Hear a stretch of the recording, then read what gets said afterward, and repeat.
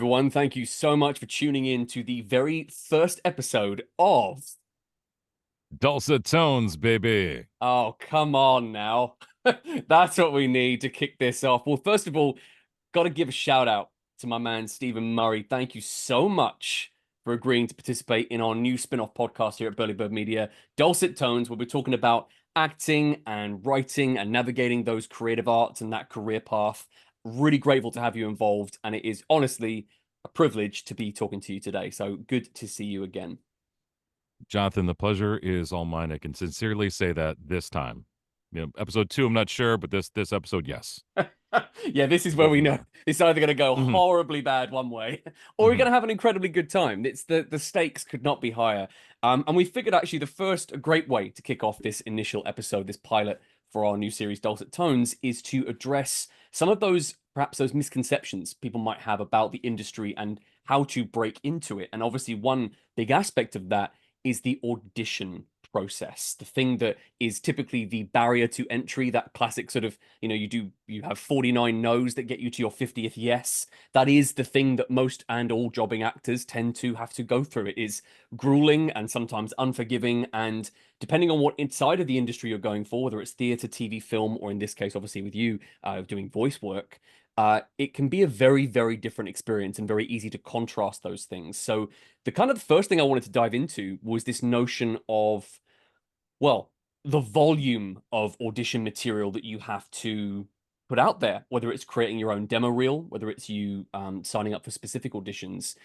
There must be an element of you having to really pace yourself in terms of your vocals. And I wonder if you could speak to that a little bit. For what, if someone's a novice trying to break into, say, the voice acting industry, is there something to do with vocal health that you've realized over time, over the course of your career, that is incredibly important? Yeah, we'll start with the vocal health aspect. So, um, me personally, and what I've researched and just talking to other voiceover actors and actresses, like some of the tried and true things that work for me, especially if I know I'm going to have a large day of auditions or a lot of public speaking, whatever may. What I'll do is the night before, it is the classic warm water and salt mix where Mm. you just gargle that before you go to bed. That works very well. You can also have special herbal teas. I currently drink like a chamomile tea that's it's called like throat coat, and that helps out a lot.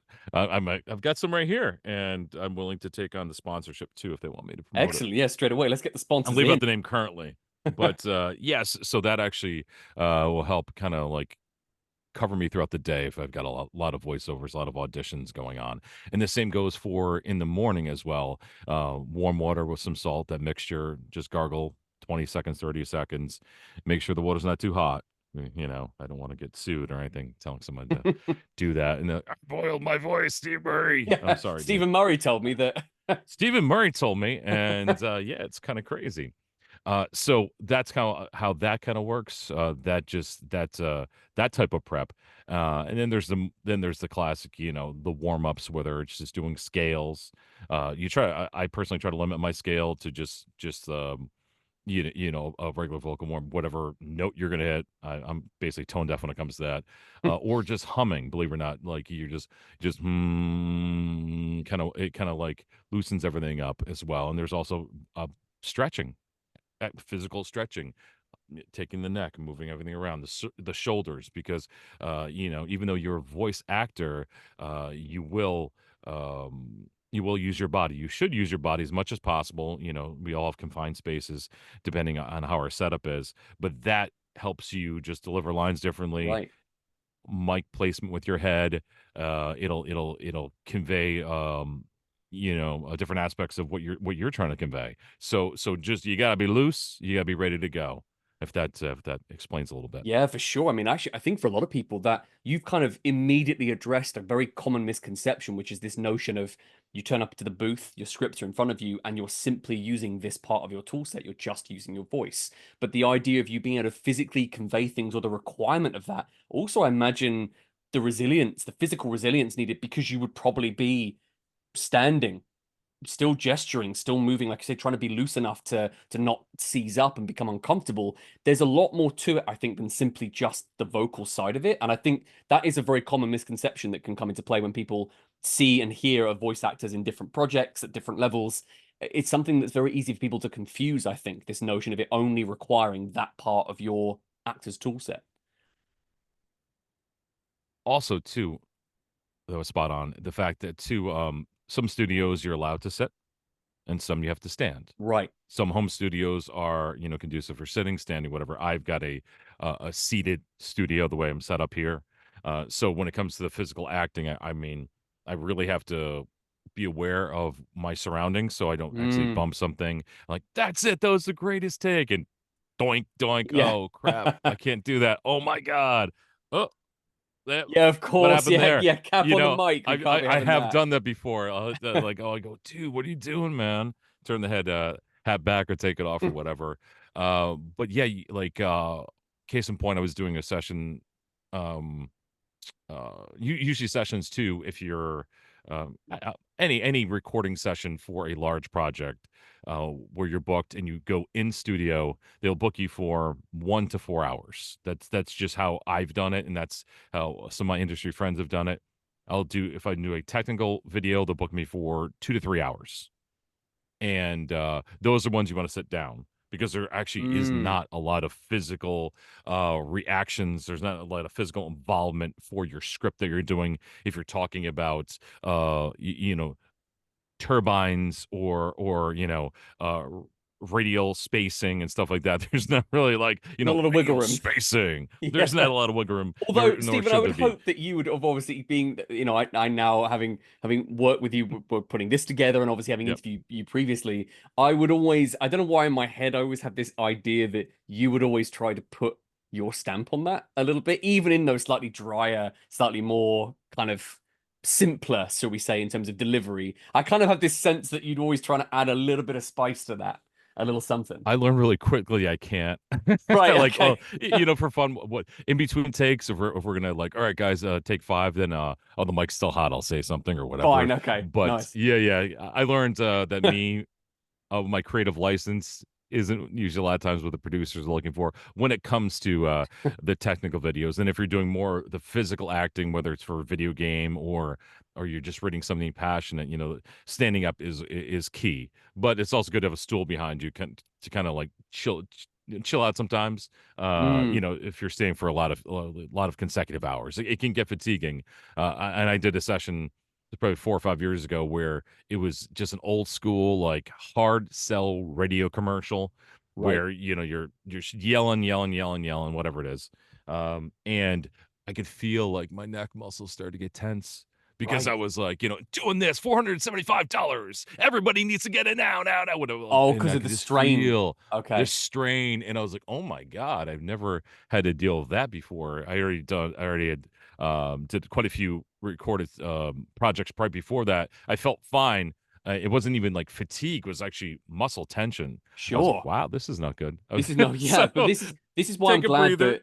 I'm glad we're addressing this, because I think Yeah, again a lot of people wouldn't think of that being an issue potentially, that if you've done your workshop and you've done your training and then you've done your vocal warm up and you've drunk your tea and you're ready to go, that actually there is it can be a new problem that develops over the course of an extended session that you then have to consider. And also, I suppose, is there on the other side of that, is there a certain sort of recovery time required that you feel like you need to then rest your voice afterwards? Or by necessity, if the job requires it, are you back in the next day, next 3 hour session? back in the next day. So Right. so what I'll do is I'll do like if we do say 2 to 3 hours, even if it's not super intensive, you're still talking, and when you're talking for being recorded, there's not a lot of downtime. It's not like the Right. director's talking to you for like, a minute about the character, the background scene or whatever. You are delivering the lines. There's a whole bunch of lines. You're giving them various versions, inputs happening, but it's nonstop. So if you're doing an hour recorded session, I'm not exaggerating. You're going to talk for 50 plus minutes, at least, Okay. it's at least historically with me, that's how it's worked. They'll give you breaks throughout. Everyone's always been cool. You have to. You're like, hey, you need 5 minutes or whatever to recharge, clear your head, or not get a muscle cramp if you're going crazy. But yeah, you are going to be talking, delivering lines multiple ways, different energies for that long. That's how it works. So if I've got like those sessions right afterwards, it's just like I get into quiet mode. I try Mm. not to talk. I'm usually fine, and then it's weird. It's kind of like after you've gone for a long run, I feel great, and then you're like everything's good. You're walking around, then you sit on the couch or whatever. Like I'm gonna shower in 5 minutes, and then between sitting on the couch and getting up and then showering in 5 minutes, you go, what's going on here? Your body starts cramping up, and then I get this fatigue and like I'm Steve Murray. I'm Steve Murray. Hey guys, what's going on? And it's it's just This wasn't worth it. this wasn't worth it at all. Uh, you know, but he's in the house or whatever. I can do those rules. He's behind you. But So, yeah, okay, that's so what occurs for you've me. addressed something very specific there, like sort of the natural raspiness then starts to come out, right? I found the biggest, and I get so much shit for this from my students because I'm a drama teacher, I'm head of drama up at my a high school here in England. I've got questions about that. Don't you worry. Oh, we'll be getting there. Okay, cool. So, I the biggest issue I have, and maybe this is exclusive to me, I Hmm. don't know whether this is a common thing. It's the sort of, I mean, I'm 35, so this it's kind of the teenage boy voice crack I get. So Hmm. if I'm tired, if I've used my voice a lot, perhaps through delivering a lot of exposition, leading a workshop, teaching a class, whatever the context might be, I'll get to lesson 5 of that day. And it's very easy for me. I mean, now I'm talking about it. I'm now concerned it's about to happen, just me doing this. But that idea of like when I speak and I then go, okay, folks, if you could just stand in a neutral position, that I have such fear of that happening. That is something that I find, particularly when my voice gets tired. I don't tend to lose it, doesn't tend to get tight or raspy, but it gets sort of weaker. It gets sort of I start to sort of voice crack a lot more. Which again, the Gotcha. beauty of it being a vocal performance is that you can just go right take two in the theater. In a very public one and done space, that can be a very unforgiving aspect of that of looking after your vocal health. Again, something what we know is so important to kind of to flag up and bring to people's attention is that there is so much more to looking after your voice, especially when you're a jobbing actor and you're trying to break in and you're going through that audition process. There is a lot more to consider than I think a lot of people would perhaps have assumed. I mean, you've hit the nail on the head when it comes to that. Plus, I'll never do stage work. Don't worry about that. Oh man, That's this why, yeah, that's why hey, take two, take three, take four. Oh, take four is great. You can't do that on stage like you mentioned. well, Yeah, I mean, thanks for planning a that's future fine. episode of Dulcet Tones because I'm going to want to Yeah. dig into that with you for sure. Oh my Um, God. Speaking actually But of no, go on. oh, no, but what I was going to say was the fact that you were right, though, when it comes to the prep and uh, just the education that's needed for your voice, it Mm, is essential, like I already ran through. And again, misconceptions can occur. That's why if you're getting into the industry, just research it. I mean, voice acting is. I mean, I don't know the percentage. We're just going to pull something out of my butt, but there's like 75% research and study and right, growing, and then marketing and networking, workshops, right. coaching, and then 5% is like, let's get in front of that microphone and Yeah. Well, but let's that I try to would get take this this though. role. I'd rather hear this is what really kind of the genesis of this podcast was is that I think there's such value in hearing from someone like yourself, contrasting that with my work in the theater and having us kind of verbalize a lot of these things that people they might read about, certain teas, drinks, etc. But actually hearing someone say, well, no, this is how I actually practically put that into practice. And it has that then tangible benefit. There is real value to that, I think, and that's really what we wanted these conversations to be: is to be very open-minded, very insightful, and hopefully kind of start to address some of those misconceptions around the industry and kind of what's involved in jumping in.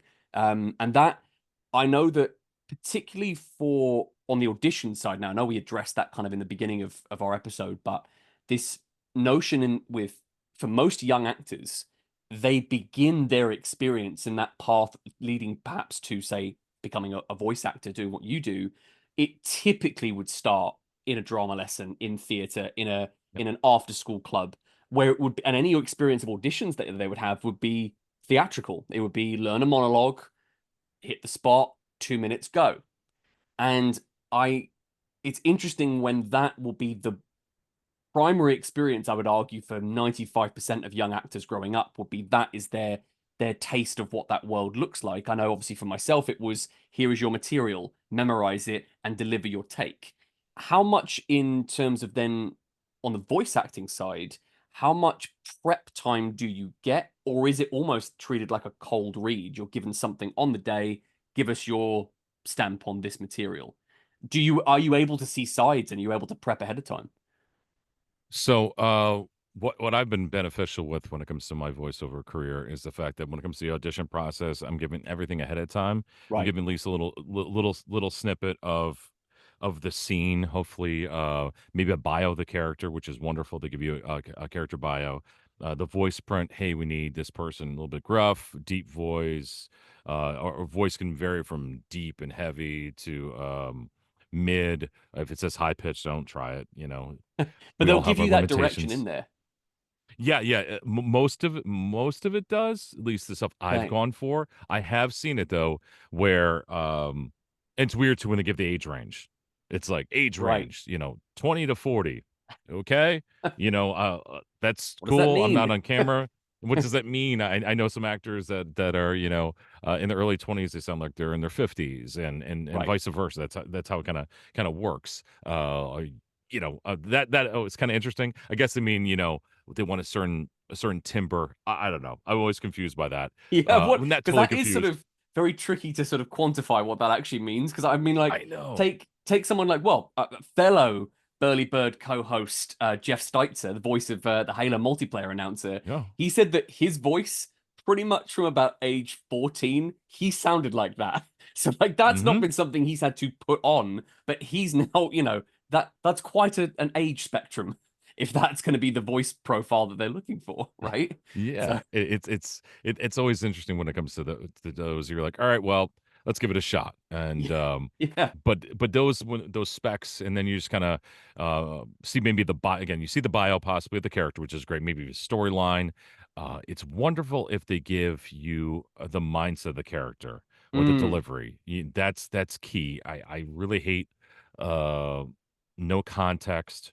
A lot of times you're not going to tell the scene. They won't tell you the scene, or if you're talking, if you're having a conversation, it's like one-sided. Which obviously the difference between the stage actor and the voice actor is you're talking to no one. You're talking to everyone and no one. of You're not course, playing off right, of anybody. So, yeah, but not of having that course, context of what's going on, it's like, oh, just have fun with it. I've seen some of those. I'm like, I don't know if I should go for this because hmm I feel like it's like if I don't know, because my mind will overwork. I'm like, I can do this, I can do this, I can do this, I can break down the script this way, I can break down the line this way, I can do this in my voice, yeah, and I can pitch up, I can pitch it down, that's I so can sound gruff, I can subjective, sound isn't it? bright. It's so Yeah, like super it's so open subjective, to interpretation. and it's a lose lose for everyone involved. Mm, If you can narrow it down as the creative director, as the content creator, or the casting director, please do so. And those are the ones I go for that at least give me a ballpark, when it comes to that. Otherwise, no, it's not worth my time. It's either you are not a professional, hmm and some people are just new. It's totally, hey, we got to start from somewhere, and it's cool. Maybe find your person. Your voice is awesome, but I'm not going to be part of it. No, I But get I that have been in completely. there too. Yeah, I've been in there too, where I've been for various projects where if I'm locked in for something, and it'll be 10 minutes before, half hour before, hey Steve, we got the final script now, we got the final revision, here it is. And I like to prep. That's what I do. Leads to less anxiety in my life and usually better performance. Yeah, It saves time. That's how I am. And but it's happened on corporate videos. It's happened on e-learning stuff, and it's happened on character driven material where yes, I will get that script. They'll make changes right then and there. I've had it in the in the moment. studio, in the moment. I thought of something. Hey, we don't like this. Steve, you can't speak well. You sound dumb, or whatever it is, or this isn't Wow, grammatically correct. that's really Yeah, harsh. I've been there where they're like, hold on a second, we're calling up the director, and they'll be on the phone and like, this doesn't make any sense. This is not grammatically correct. What are we looking at here? How are we going to juxtapose the video on the screen with what Steve's saying? It's happened. It doesn't happen all the Wow. time, but I'm definitely familiar with it. You have And you just take a experience of step that. back. You're just like, all right, whatever. I That's want it to yeah, sound great. there's a couple things there really. Like for me, like you'd almost rather I think I'd almost rather have no direction if the direction is going to be super vague. Because, like, for instance, I really hate in any context, theater, doing any kind of filming work or obviously in voice recording, if a director says the phrase "it needs more energy," I'm immediately out. Like that, I cannot, because also that's that's so nebulous. That's very difficult to sort of go break that down and go, okay, do you mean loud? Do you mean like intention? What's the actual purpose of that direction? If it's if it's sort of just throwaway, I'd rather not have it. I'd rather then be given that almost too much scope, taking a risk and it may not work out, than me being given something vague that then completely leads me Interesting. down the wrong path. That's interesting. It's I mean, tough. it's tough. You have to get at least enough direction so you have the character a rough a rough draft of the character. Yes. Uh, you know, for me at least to present a confident audition.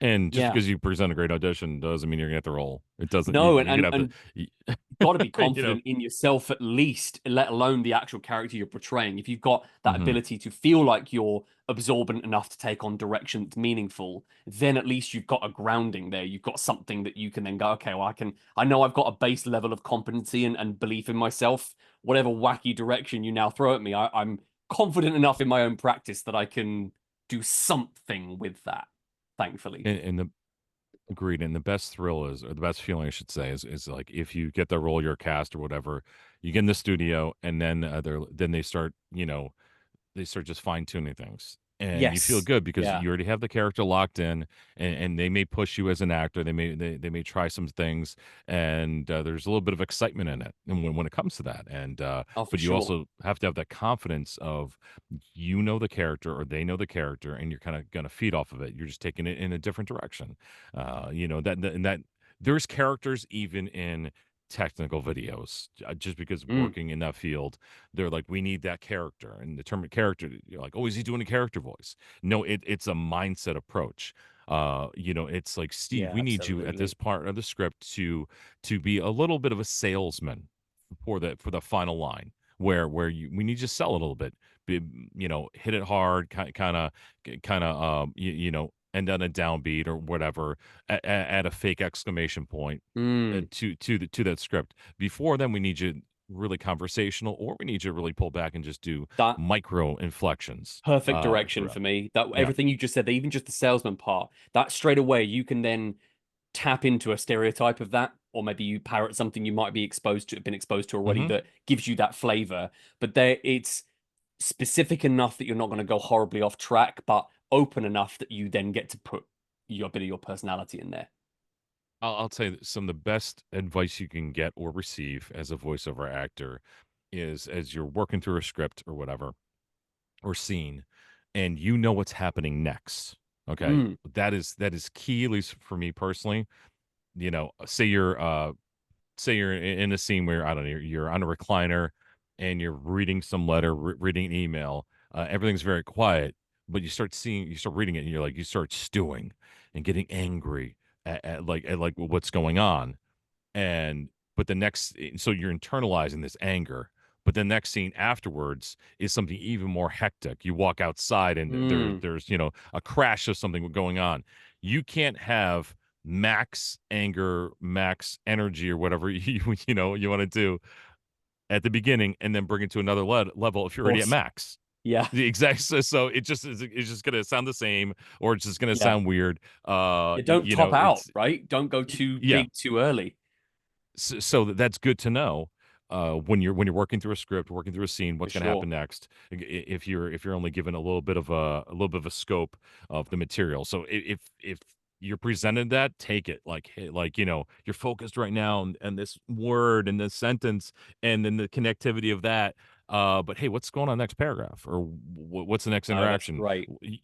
Where's my character in this scene Mm. that I'm portraying? Again, a lot of times that doesn't happen. in No, auditioning. that's true. A lot of And times actually, though, yeah. I'm glad we've addressed that sort of notion of direction, particularly in the audition process, because I remember for when I was much younger, auditioning for the National Youth Theatre here in England. I was only 15, I think, and this experience still sticks with me even today. That we were told to prepare a monologue. We deliver our text. I chose a piece from Lord of the Flies, which is my absolute favorite all time novel. And I, did my best, hamming it up, GCSE student. I really had my direction, my notes, my eye line. I really fine tuned everything. I had movement. Either the character was schizophrenic, so great, toolbox to access as an actor. I really laid it out. I had my moves. I knew exactly what I was going to do. And I got one of these. I got for those audio listeners, I'm just holding my hand up right now. I got the single hand up without any kind of, a bit Simon Cowell, just kind of just hold, please. I got hit by one of those and was told, do it again, strip away the movement, and look at that clock. So all of this elaborate, like, okay, when I switch to this character, I'm at my 45-degree mark here. And Mhm. when I go back into Simon playing this part, I go back over to here. I had to take all my gesture, my eyeline, everything, almost actually like what a vocal performance can be. You're stripping away all those visual elements and all those decisions, and I just had to focus on my delivery. And when I did that and I'd stripped everything back, they then said, you wouldn't have gotten in on your first version. We're offering you a place at MYT on this version. And Mhm. that feedback stuck with me. Just that notion of sometimes less is more. Don't peak too early. Strip it back to its sort of component parts and just deliver the lines. Don't go too far the other way. And it was a Right. really interesting sort of lesson in learning to bring it down a little bit, which can be tricky in theatre. You're very tempted to fill the space with your voice. Whereas in a booth, I imagine it's very easy to then, zone that performance, to, break it down to something very specific. And it just was something that stuck with me for as long as I can remember. I mean, it's a great memory. It's a great story, and it's impactful. I mean, I was just listening to it, and I was like, "This makes sense. It makes Yeah, complete sense," and it does stick with you, and it's something that you can refer back to when you're building out future characters, or obviously when you're teaching. And absolutely. it's just great. It's just great advice for everybody. I found too that there is a difference between an audition and getting the role, and Mm, just for taking various classes and coaches and hearing some casting directors. Not now, obviously, every casting director is a little different, but they want you to basically display every aspect of the character as as much as possible in such a short amount of time of the given text of the given script. So it's weird because me personally, I'm like, well, how extreme do you want me to go in this little bit of these three sentences, these four sentences? Because they want to be able to then rely on hearing that and knowing, hey, if we cast this person, well, this character actually they get really angry later on, or mm, they need to be able to go from anger to sorrow back and forth really quickly. So we need them to do that. We need them to actually change their pacing. Can they change their pacing? Or are they always going to be at the same pace for everything? right. Maybe the character calls for that. Maybe it doesn't call for that at all. So that's the maybe the hookup where you're just like, what am I going to do for this audition? For Do I do sure. this? Do I do that? Do I combo this? Do I have pre-life? Is pre-life good? Is that bad? And pre-life is just not presented text, and it's you either energy or maybe building your own text before you actually present the script. Mm, Some people love it, some people hate it. Some people are like, let's do ad libbing. I never, ever, ever, ever, ever, ever, ever, ever, ever ad lib, unless it's specifically said that they kind of want that.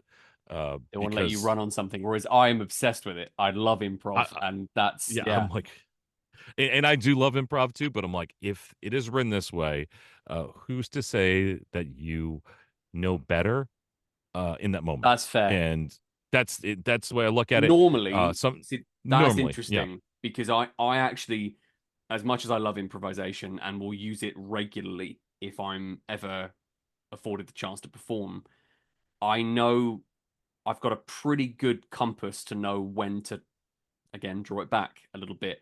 The text is great. That can be pretty sacrosanct, and you deliver that as it is. Often I will improv, it will be something non-verbal, it will be a reaction, it will be something that I throw in that may not be included explicitly in a stage direction, but I'll want to give something a bit of a response non-verbally, particularly when you're maybe doing a duologue and you're just opposite another actor. It's really nice, I think, to be the sort of, acting is reacting. The concept is that, your speaking reactions are only about 25% of the performance. The rest is your blocking and movement and your non-verbal. So that tends to be where I find I can utilize improv in a way that then doesn't step on the text. It kind of becomes something that is additive rather than replacing what has been put in front of me. And that makes complete sense, especially, when you're physically you're on stage or Sure. on camera to do that. And improv is actually key too a lot of times, when it comes to voiceovers, especially involving direction. A lot of times they're like, "Hey, have you Mm, taken any type of improv? Make sure you put that on your resume or whatever. Put that notation there because the improv umbrella can help the aspect of the director goes, "Hey, this is what I'm thinking. Imagine this." And now it's kind of you're acting, but it's like if you're kind of good at improv, then it's potentially easier for you to get into that character, that mindset. mm. Or hey, we're spitballing this. That's at least what I found to work. Well, that's a good point. I have a small background in improv, so that has helped me a little bit. But you know, it's weird when it comes to adding pre-life and post-life. I'm totally fine with that, and I do it. And that'll be, for example, if your character is just angry or it's some type of creature, and you're deep, what do you want, or something like that. So Right, so right, it right. doesn't call in the breath at all. You're not going to see that there, but you're building into it. Your steam. Yeah, it helps you sound it. Okay. Yeah, and helps you sound it out. Boom. So that's just that pre-life. Instead of being like, I'm angry. "Oh, I'm angry." Yeah. It's more natural. That's how the scene would act out. So that I'm like all for and also helps me get into character. So Oh, I'll add massively. that. Rarely do you ever see anywhere it's like, don't add that. Or in between words, sometimes you might just go like, you can a sentences, I should say, maybe add a little something. That's as Yes. far as the as my ad-libbing or improv when it comes to scripts. But again, to each your own. But I definitely have seen and I've been in classes where the casting director's like, don't do that. Don't do that. And then the next one's like, oh, we love that. It's so subjective, isn't it? Like I have that It's even so subjective. I got into a debate with someone who was a director at MYT. This is when I went back as an adult on the other side. I got to be on the panels and I got to be running the auditions on the other side. And I got into this big debate about when you're auditioning, do you look at the panel, like direct your performance to them, equivalent being, do you in the booth direct it to the vocal team, the director behind the glass, or do you pick a mark and don't some one of them literally said, well, no, I want to feel like I'm part of the performance, so address your monologue to me. Another one said, absolutely not, I'm not here to be part of it, I'm here to watch it, I want to assess you, have the separation. And they literally was like 50-50 one way or the other. So Hmm. what I've always said is you can never go wrong, especially if I'm directing a young actor, by picking a mark. And if that mark isn't a human being, they will accept it, whether you look at them or not. But if you look Gotcha. at them, there is that chance that they might go, I don't like that, and that's not for me. So my always thing is play that safe, play it to your mark. That's always been the direction that worked for me. And I think we've even chatted about this before. You're like, oh, I'm sure there's a lot of improv lines you've done in various projects or you've added and whatever. And I'm like, Mhm. very, very minimal, like one or two after, like countless hours of recording, just because I'm like, if it's not written, hey, I can be creative and all, but I'm like, it's kind of like what the director, what the Mhm. creative director wants or the author. And I remember being in a studio one time and I wrapped up the session and there's another actor, the guy in the booth, and we're chit chatting prior to that and kind of go over some stuff. And they want a little bit of history of my character because they're going to play off my character, but they record at different times. And they got in there and they started reading the script and they just started improving. Right. Yeah, I think I was like, "Oh, that sounds good." I go, that doesn't sound like what I've heard in the past for that type of from that writing team. It was good and all, and all of a sudden you hear, yeah, David, is that you have the latest script, right? I don't recall that as being part of the script. We like it, but oh yeah, I was just driving here and I thought I'm like the character would do this and I just added. I Well, mean, I was just in the shower and I was driving. I said to myself, like, this sounds good. David, yeah, that we do like it, but let's go with the script first, and then if we have time. careful the way they're navigating that. That's And fantastic. I saw that in real time. I was just like, duly noted. No, very good point, and it's Mhm. definitely something again to consider if you're someone that's wanting to, make your start in this industry. Is trying to certainly find that balance for sure in your approach and how you want to attack Oh those yeah. things.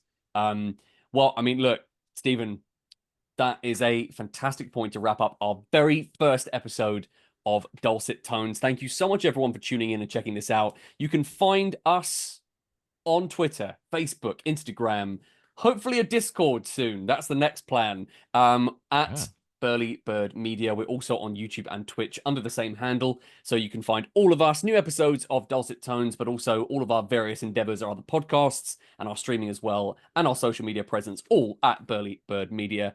Stephen Murray, where can people find you online right now? Uh, Online, the quick rundown of the socials. It's Mm. Facebook. It's gonna be Stephen Murray 518 because there's a whole bunch of other Stephen Murrays. And yes, we've actually tried to all friend request each other. It's kind of weird, but that's what Stephen Murrays do. Instagram is gonna be Murdog77, MURRDOGG77, my old high school football number. Yes, I'm a loser. And my website is I didn't Voice know what Actor that was. Garage. That's great. Thank you Yeah. for clarifying that. That's really cool. And another dumb story, really quick. Anytime I've been tasked with signing an autograph, I always put number 77 on it, like I'm Right. an athlete, because I'm that much of a tool. And I just do it, and I just go, "Here you go," and they look at Dude, it okay, because my so if we're handwriting's terrible anyway. if And we're then going my down website is if we're going down that voice. route, if we're going down that route, my online tag that I have on everything, Xbox, PlayStation, Switch, on Steam, and everything is Klingon, which is just Klingon, as in the Star Trek species, Mhm. with the G replaced with the J, because my first name begins with a J. That was the level of creativity that that was like when I was 12. I'm 35 and I have the same tag. I never got rid of it.